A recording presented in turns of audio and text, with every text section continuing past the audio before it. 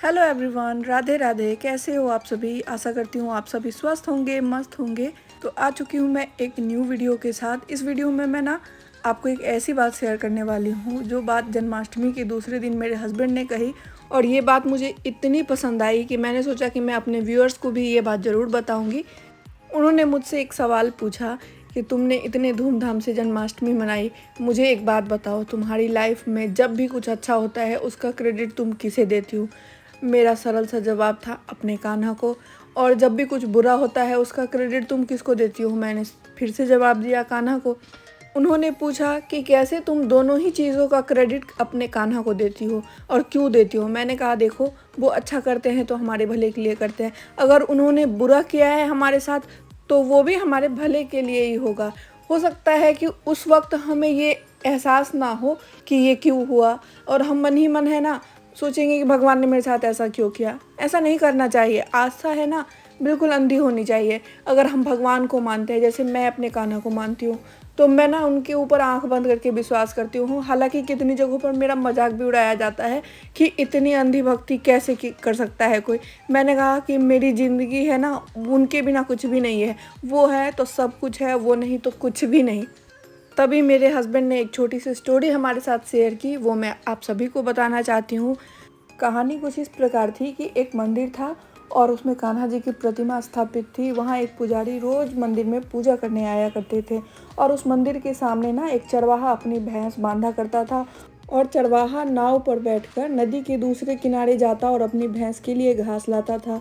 तो ये घास ले आने की प्रक्रिया में उसके 10 रुपये जाने में और 10 रुपये आने में खर्च हो जाते थे। रोज़ उसको अपनी भैंस को घास खिलाने के लिए 20 रुपये खर्च करने पड़ते थे। वो इन चीज़ों से परेशान आ चुका था, वो गरीब था, और वो सोच में पड़ गया, रोज़ मैं इसको घास खिलाने के लिए अपने 20 रुपये खर्च करूँगा, जितना मैं कमाता नहीं उतने तो मेरे खर्च हो जाते हैं। एक दिन उसने मंदिर के पुजारी को मंदिर से बाहर निकलते हुए देखा। उसने पुजारी को प्रणाम किया और बोला कि पंडित जी, आप तो कान्हा जी की पूजा करते हैं, तो आप कान्हा जी से कहिए कि वो कुछ ऐसा चमत्कार कर दे कि रोज़ मेरी भैंस पेट भर के घास भी खाए, और इसकी घास को लाने में जो मुझे पैसे लगते हैं वो पैसे भी ना लगे। पंडित जी ने उसे मूर्ख समझा, और उन्होंने समझा कि मैं इसे क्या कृष्ण के बारे में या उनकी भक्ति के बारे में समझाऊँ। उन्होंने उसे झल्लाते हुए, उसकी बात को टालते हुए कहा कि तुम जय श्री कृष्णा बोलो और अपनी भैंस पर बैठकर नदी के पानी में घुस जाओ, तो तुम नदी के उस किनारे पहुंच जाओगे।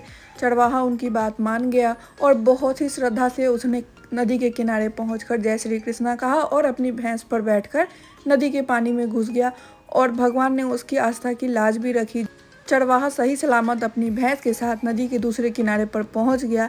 वहां उसकी भैंस ने खूब घास चढ़ी, और वो फिर उधर से लौटते वक्त अपनी भैंस पर बैठकर जय श्री कृष्णा कहा और नदी की पानी में घुस गया, और वो दूसरे किनारे पर फिर सही सलामत पहुंच गया। वो बहुत खुश हुआ। ये क्रिया वो नित्य दिन करता रहा। कुछ दिन बीत गए ऐसा करते हुए। एक दिन पंडित जी किसी काम से नदी के उस किनारे पहुंचे थे। उन्हें घर वापस आने में शाम हो चुकी थी। नदी के किनारे पर पहुंचकर वो परेशान थे। शाम हो गई थी, अंधेरा हो चुका था, और नाविक जो नाव चलाते हैं ना, अंधेरा होने के बाद वो अपनी नाव पलट देते हैं। संध्या काल के बाद वो नाव अपनी पानी में नहीं डालते हैं। तो उन्होंने नाव पलट दिया था। पंडित जी सोच में पड़े थे कि नाविक ने अपनी नाव पलट दी, अब मैं अपने घर कैसे जाऊं? वो नदी के किनारे पर फंसे थे। इतने में उन्होंने देखा कि चरवाहा उधर से गुजर रहा है। चरवाहा ने पंडित जी को देखकर पूछा, पंडित जी आप इधर, शाम हो गई है। तो पंडित जी ने कहा कि देखो, नाविक ने भी अपनी नाव पलट दी, मैं बाजार गया था, मुझे आने में लेट हो गई, अब मैं घर कैसे जाऊं मुझे पता नहीं। तो चरवाहा ने कहा, आप ही ने मुझे बताया कि जय श्री कृष्णा बोलकर नदी में घुस जाओ तो तुम नदी के दूसरे किनारे पहुंच जाओगे, तो आप भी ऐसा करिए, आप भी उस किनारे पहुंच जाइएगा। पंडित जी सोच में पड़ गए कि मैंने तो इसे मूर्ख समझकर कुछ भी कह दिया। जब चरवाहा अपनी भैंस को लेकर घर वापस आने लगा तो पंडित जी ने सोचा, जब जय श्री कृष्णा बोलकर चरवाहा अपनी भैंस के साथ सही सलामत नदी के उस किनारे पहुंच सकता है, तो मैं भी जय श्री कृष्णा बोलकर नदी के उस किनारे पहुंच जाऊंगा। वो भी जय श्री कृष्णा बोलकर नदी के पानी में घुस गए और वो डूबने लगे, क्योंकि उनकी आस्था झूठी थी। और उस चरवाहे की आस्था इतनी सच्ची थी कि पंडित जी ने कहा तो उसने मान लिया था कि ये सही बोल रहे हैं, और उसकी आस्था की जीत भी हुई। पंडित जी डूबने लगे, चरवाहे ने फिर उनकी जान बचाई। चरवाहा उन्हें बचाकर मंदिर के किनारे ले गया। पंडित जी बहुत ही शर्मिंदगी महसूस कर रहे थे कि मैंने इसकी बात को टालते हुए इसको कुछ भी कह दिया और इसने इतनी श्रद्धा से मेरी बात मानी।